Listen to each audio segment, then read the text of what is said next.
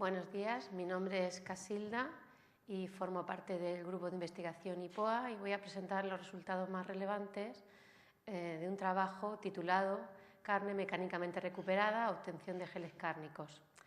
Los contenidos de esta exposición comienzan con una breve introducción, el objetivo del estudio, materiales y métodos empleados y resultados englobados en 3 grandes bloques y, por último, pasaré a exponer las conclusiones obtenidas. El desarrollo de nuevos productos es uno de los puntales en la investigación de la tecnología agroalimentaria. En los países donde las necesidades básicas están sobradamente cubiertas, son otras las cuestiones que deben plantearse a la hora de lanzar al mercado un nuevo producto. 2 líneas prioritarias se están desarrollando: ampliar la oferta de alimentos funcionales existentes en el mercado y encontrar nuevos usos a los subproductos de la industria alimentaria y darles así un valor añadido. Un caso particular de lo anteriormente expuesto lo constituiría la carne de ave mecánicamente recuperada, objeto de este trabajo. Por otro lado, en los últimos años se ha importado de Occidente de Oriente la tecnología de elaboración de surimi y sus derivados, productos que han tenido una estupenda acogida entre los consumidores. En lo que respecta a la carne de ave, en la segunda mitad del siglo XIX y en el XX, esta carne pasó a ser de consumo masivo y muy barata, por la mejora de la producción, fundamentalmente en la carne de pollo, debido al corto periodo de crecimiento y de engorde. La consolidación del sistema de integraciones que comenzó en España a mediados de los 70 se prolonga hasta nuestros días. También se abre una nueva etapa que apunta por un mayor valor añadido de los productos cárnicos derivados de la carne, siendo los productos cocidos los más beneficiados por el cambio operado en los hábitos de consumo de los habitantes. La demanda de carne en piezas ha ido creciendo de forma continuada en los últimos años. Asociado a esta demanda se dispone de grandes cantidades de cuellos, caparazones de ave que se comercializaban como carne para la industria de alimentos para mascotas. Con la introducción de máquinas deshuesadoras se ha hecho factible quitarles la carne a esas piezas para su uso posterior en otros procesos y de este modo elevar su precio y hacer la carne de ave mecánicamente recuperada competitiva con otros tipos de carne. El Reglamento de Comunidad Europea 853 del año 2004 define la carne mecánicamente recuperada o separada mecánicamente como el producto obtenido extrayendo la carne de los huesos carnosos después del deshuesado o bien de las canales de ave por medios mecánicos que ocasionan la pérdida o alteración de la estructura de la fibra muscular. Asimismo, se establecen normas específicas con lo que se permite el uso de carne mecánicamente recuperada en preparados de carne que vayan a destinarse también al consumo humano.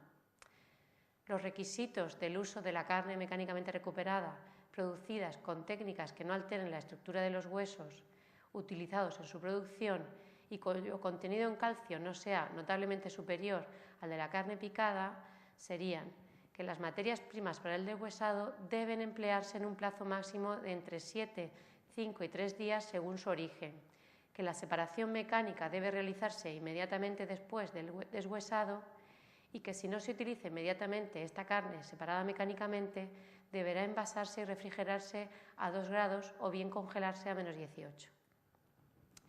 Si además el operador de la empresa alimentaria ha realizado análisis que demuestran que la carne cumple los requisitos microbiológicos de la carne picada adoptados según el Reglamento 852 del año 2004, podría utilizarse en preparados cárnicos de carne que claramente no vayan a destinarse al consumo sin haberse sometido antes a un tratamiento térmico y también en productos cárnicos. La carne separada mecánicamente de la que no se demuestre que cumple tales requisitos tan solo podría utilizarse para fabricar productos cárnicos tratados térmicamente en establecimientos autorizados de conformidad con este reglamento. Además, hay que tener en cuenta que la carne es un material de gran variabilidad en su composición química, debido, en primer lugar, a sus diferentes procedencias, pollo, gallina ponedora que ha agotado su ciclo productivo, así como las distintas piezas de las que se obtiene la carne, cuellos, caparazones, rabadillas. También el método de obtención puede provocar variabilidad y además en las operaciones de trituración y separación hay que tener en cuenta que una cierta cantidad de médula ósea y polvo de hueso podría pasar a formar parte de dicha carne.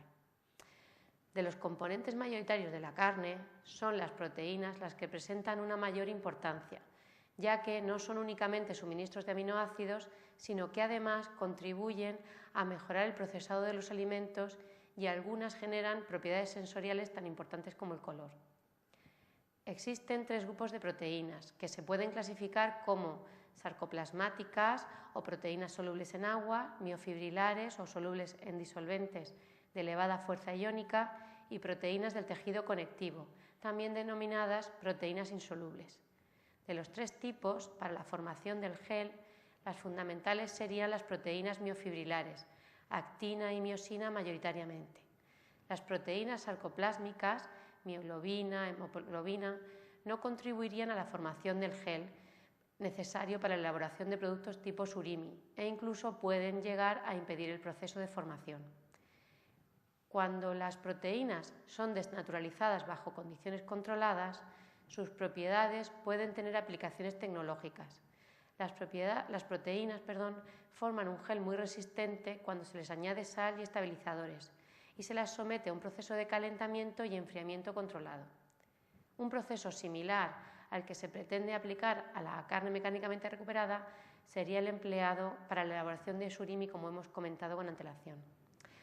El surimi fue definido por Lee en el año 84 como el pescado mecánicamente recuperado con agua y mezclado con crioprotectores para aumentar su vida útil durante la congelación.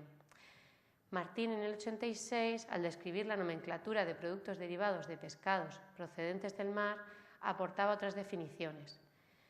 Por otro lado, la carne está infrautilizada, pues aunque posee muy buenas propiedades funcionales y nutritivas, su alto contenido en hemopigmentos y grasa le confiere unas características de color, sabor, aroma y textura que dificultan su aplicación en la elaboración de muchos productos cárnicos. Su alta concentración en proteínas miofibrilares la hacen una materia prima idónea para la elaboración de productos gelificados. Sería, por tanto, adecuado optimizar y desarrollar una metodología apropiada para ofrecer al mercado un producto con unas características deseadas, bajo contenido en grasa y hemopigmentos, que posea largos periodos de conservación y que mantenga sus propiedades de gelificación. Desde un punto de vista químico y fisicoquímico, el desarrollo completo de este producto requeriría de otras determinaciones, como las microbiológicas, que no son objeto de este trabajo. En el presente trabajo, en lo que refiere a materiales y métodos, se pretendía obtener un producto gelificado y debido a la gran cantidad de factores que pueden influir en el proceso de obtención de este producto cárnico, se realizó un diseño experimental que permitiera controlar todos los factores implicados en la obtención del producto. En primer término, se caracterizó la carne de ave mecánicamente recuperada, materia prima para la elaboración del producto gelificado. Posteriormente, se realizó un estudio preliminar para fijar las condiciones de lavado, etapa que se llevó a cabo para eliminar los componentes indeseables de la materia prima, fundamentalmente grasa y hemopigmentos. Se seleccionaron los siguientes factores: tiempo, número y aditivos de lavado, cuyo estudio se realizó de forma individual debido a la importancia de cada uno de ellos, puesto que su variación da lugar a productos de características muy dispares. A continuación, se efectuó el proceso de obtención del producto gelificado, que incluía la etapa de lavado, el proceso de congelación con crioprotectores y la etapa de gelificación, etapa final. En la etapa de lavado se utilizaron las condiciones óptimas de lavado obtenidas del estudio preliminar. Para poner a punto las técnicas de lavado se ensayaron distintos tiempos de lavado y una serie de lavados consecutivos. La materia prima se sometió a una serie de 6 lavados consecutivos de 90 minutos de duración, en una proporción carne-agua de 5 y 95%, mantenida a temperatura de refrigeración. Cada 10 minutos se tomaron muestras del agua de lavado para determinar su contenido en proteínas. En la carne obtenida tras el primer lavado se hicieron determinaciones físico-químicas y la carne entonces fue introducida nuevamente en un baño de agua para efectuar el siguiente lavado. Se repitió esta operación hasta completar una serie de 6 lavados efectuados en la misma muestra de carne. El método fue el mismo así para los 6 lavados, así como los análisis efectuados tras ellos. De los resultados obtenidos en este estudio se determinó la concentración óptima de cada aditivo de lavado empleado y el número de lavados, de forma que los procesos siguientes solo se llevaron a cabo para dichas concentraciones óptimas. El criterio general para seleccionar tanto los aditivos como su concentración en el agua de lavado fue que minimizasen la coordenada rojo-verde, puesto que se pretende con este proceso reducir los hemopigmentos contenidos en la carne. Esta reducción mejoraría el aspecto de los productos gelificados, asimilándose más a un producto tipo surimi existente en el mercado. En lo que se refiere al tercer bloque de experiencias, en este diagrama representa el proceso global de obtención de geles, remarcando esas 3 etapas que se estudiaron. En lo que me refería al tercer bloque, ya se habían seleccionado con antelación en los bloques anteriores los aditivos y concentraciones que minimizaban esas coordenadas, y se fijó también el número de lavados y el tiempo. Entonces se adicionaron crioprotectores, se envasaron a vacío y las muestras se congelaron. Para medir el potencial de pardeamiento de las muestras por esos azúcares añadidos, se determinaron unos índices de blancura asociados a coordenadas de color. A continuación, las muestras se descongelaron a temperatura de refrigeración, se les añadió cloruro sódico. Se homogeneizó la mezcla durante el tiempo suficiente para conseguir una buena distribución de la sal, para después pasar al embutido en tripa de colágeno, formando piezas individuales. Las piezas se introdujeron en un baño termostatado durante 15 minutos. Posteriormente se enfriaron y se procedió a llevar a cabo las determinaciones químicas y físico-químicas consideradas. Las muestras ya gelificadas, con las distintas combinaciones de aditivos de lavado y crioprotectores, se les hicieron también determinaciones texturales. A continuación, pasaríamos a exponer los resultados más relevantes de este estudio. En lo que respecta a la caracterización de la materia prima, los valores obtenidos de este trabajo son similares a los descritos en otros trabajos que empleaban materias primas similares. Se trata, como se ha dicho con antelación, de una carne de muy alto contenido en grasa. Al comparar en cuanto a los parámetros de color la coordenada luminosidad de la muestra de carne mecánicamente recuperada con las muestras de deshuesado manual, se puede apreciar que el valor de esta coordenada es siempre inferior. Cabe destacar también que se aprecia un incremento en el porcentaje de reflectancia en las muestras de pechuga y pavo entre las longitudes de onda de 400 a 600 nanómetros. En la última parte del espectro, de 600 a 740, se aprecia cómo la carne mecánicamente recuperada presenta mayor reflexión a diferencia de las piezas deshuesadas manualmente. Este comportamiento se podría deber a la elevada concentración de hemopigmentos presentes en esta carne. En esta figura se observa el porcentaje de cada uno de los colores básicos que representa el espectro total del área de reflexión de la carne. En ella se aprecia cómo los mayores componentes corresponden al naranja y al rojo. Comienzo ahora a exponer los resultados más relevantes del segundo bloque de experiencias, en el que se determinaron las condiciones óptimas de lavado. Por un lado, lo correspondiente a la selección del tiempo de lavado y número de lavados, y por otro lado, al estudio de aditivos de lavado. Con el lavado, el porcentaje de grasa disminuye hasta en un 75% por su carácter hidrófobo, y la concentración de proteínas disminuye, como cabría esperar, puesto que las sarcoplasmáticas se eliminan en el lavado, disminuyendo así el contenido total de proteínas de la carne. Serían, pues, los dos primeros lavados los responsables de la solubilización de la mayoría de las proteínas sarcoplasmáticas de la carne en el agua de lavado. Pero si además se consideran las coordenadas de color, durante los lavados lo que ocurriría es que las proteínas sarcoplasmáticas, principalmente cromoproteínas de la carne, pasarían a diluirse en el agua de lavado, disminuyendo su concentración en dicha materia prima, con lo cual sería este factor la que originaría la disminución de la coordenada rojo-verde tras los lavados. Durante los primeros 10 minutos de lavado se extrajeron un porcentaje elevado de proteínas, por ello se fijaría así el tiempo de lavados en 10 minutos. Como he dicho, basándonos en los resultados obtenidos y bajo el criterio de utilizar coordenadas de color y concentración de proteínas solubles en agua de lavado como herramientas para determinar tiempo y número de lavados idóneo, se puede considerar que el tercer lavado sería el más adecuado, ya que un mayor tiempo de lavado y número de lavados no favorecería el descenso de los valores de la coordenada rojo-verde. A su vez, eso se ve corroborado también por el hecho de que no se extraen una cantidad apreciable de proteínas a partir de ese lavado. Cuando se analiza el efecto de la concentración, se puede apreciar que independientemente de la cantidad añadida, los valores de coordenada rojo-verde disminuyen con respecto al control, siendo más importante su efecto a concentraciones iguales o superiores del 1% en cloruro sódico. También podría atribuirse, como en casos anteriores, esa disminución a la pérdida de hemopigmentos por el proceso de lavado. Los valores de la coordenada rojo-verde obtenidos tras los lavados con bicarbonato sódico serían similares a los obtenidos cuando se usó el otro aditivo, cloruro sódico, en el lavado. Al analizar, en este caso, la concentración de aditivo, se presentan diferencias significativas entre las muestras control y las concentraciones estudiadas, pero no entre ellas. Por todo ello, se seleccionó la menor de las concentraciones utilizadas.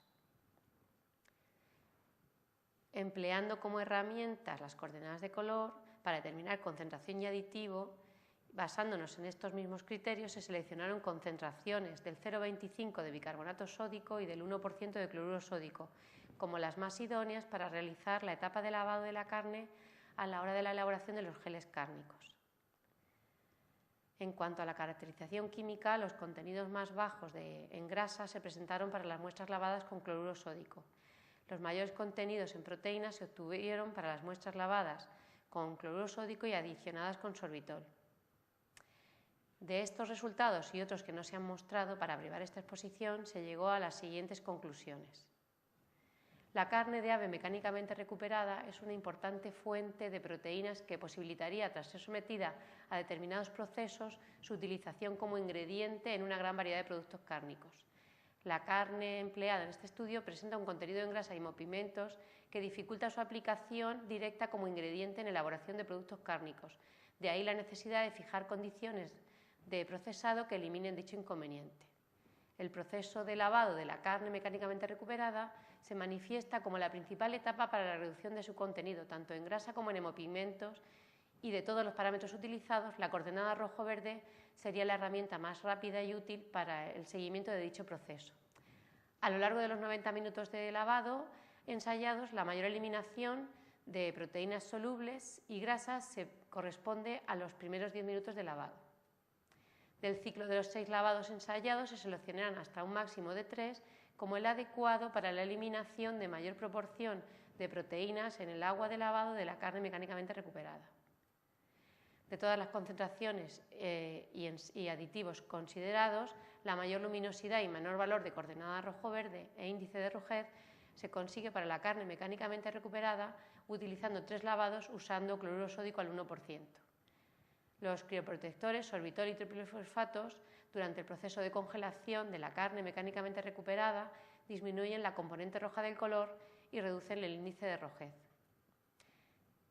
Como conclusión final, se podría decir que el proceso de obtención de geles cárnicos a partir de carne mecánicamente recuperada se podría considerar una alternativa tecnológicamente viable para su utilización como producto o como nuevo ingrediente en la industria cárnica.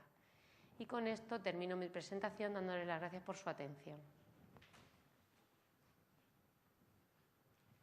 Muchas gracias, Casilda. Y como comenté anteriormente, es la finalización. ¿Te llevas el micrófono, Casilda? Ay, perdón. De una parte de los estudios que se realizan en el grupo IPOA relacionados con la industria cárnica. Mencionar que en el grupo también se estudian, que ya veremos a continuación, la industria láctea y la industria derivada de la pesca, así como la confitería y la panadería, que tenemos aquí a Casilda como representante. Con lo cual, cerramos este broche de la industria cárnica y a continuación le damos la bienvenida a Esther Sendra Nadal, que es nuestra experta en el grupo IPOA de la leche y de los productos lácteos.